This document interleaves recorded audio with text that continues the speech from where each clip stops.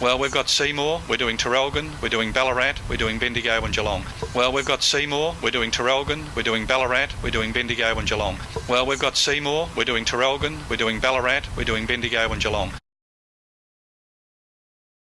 Today, the Coalition Government are announcing a $40 million package to deal with mobile black spots around regional Victoria. The package has two components. Number one, we're working with the federal government, who have a $100 million package dealing with black spots across regional Australia, and with the money that we're putting up, we will be leveraging off the federal government's $100 million package to the second component of the package, which is very important for regional Victoria, Ballarat, Bendigo, Geelong, Traralgon and here at Seymour, is that there will be an upgrade along the 5 lines in terms of mobile reception. A lot of people who travel, work, going in and out to work, a lot of people live in the regions, work in Melbourne, come backwards and forwards, like to be able to work on the train as they're travelling.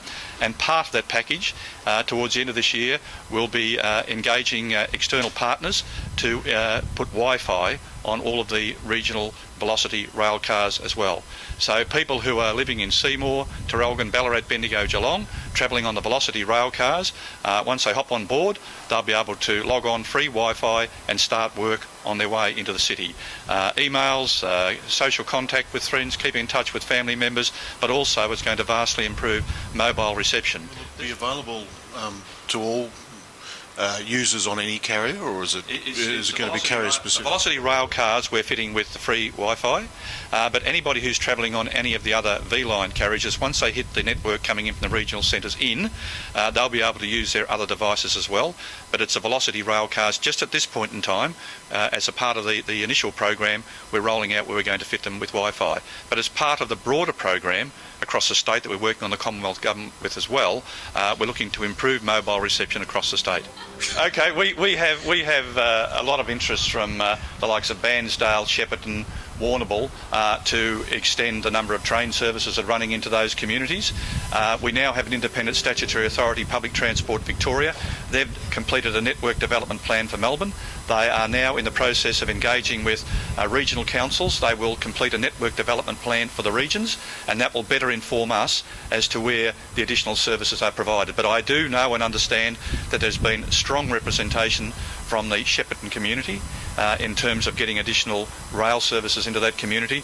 But the best people placed to decide how and when those services are rolled out are Public Transport Victoria, and we'll certainly take advice from them. Minister, has the Make Shepparton Greater campaign in regard to rail got any traction at all? Look, we engage very heavily with all of our regional centres, and as I say, around the state, whether it's Bairnsdale, whether it's Shepparton, whether it's Warrnambool, whether it's Swan Hill, naturally they have raised the issue about additional public transport services. Some of the rail services are complemented with additional bus services, but in terms of whether or not the patronage is there at the time of the day that they think those additional services are required, that certainly is a matter for a thorough analysis by Public Transport Victoria. We have an independent statutory authority who will conduct that work for us, and that will give us a better understanding as to how additional services could be provided, if indeed they are required in some of the areas identified. The campaign has been run and led by the Council ahead of the May budget. Are you indicating, given the process you've explained, that there won't be anything in the May budget? Look, I never ever talk about budgets. We'll have to wait to see what's in the budget. But as I say, we're going through a process at the moment with Public Transport Victoria to provide us with the information, provide us with the analysis. I think it's fair to say the last thing you want to see is a train put on at a certain time of the day that's running up and down a line with 2 people on it.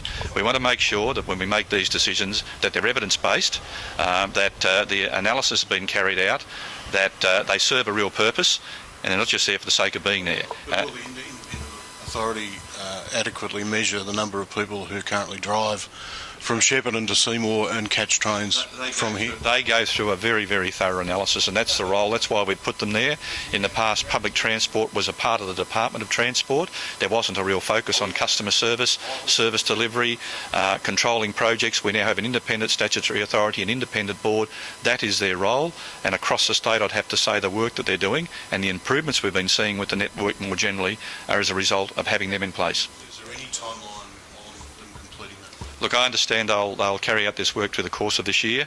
I haven't got a date for you here today as to when I'll receive that particular report, but they've certainly indicated to me that regional bus and trains, they'll be looking at both of those as part of the work they'll be doing.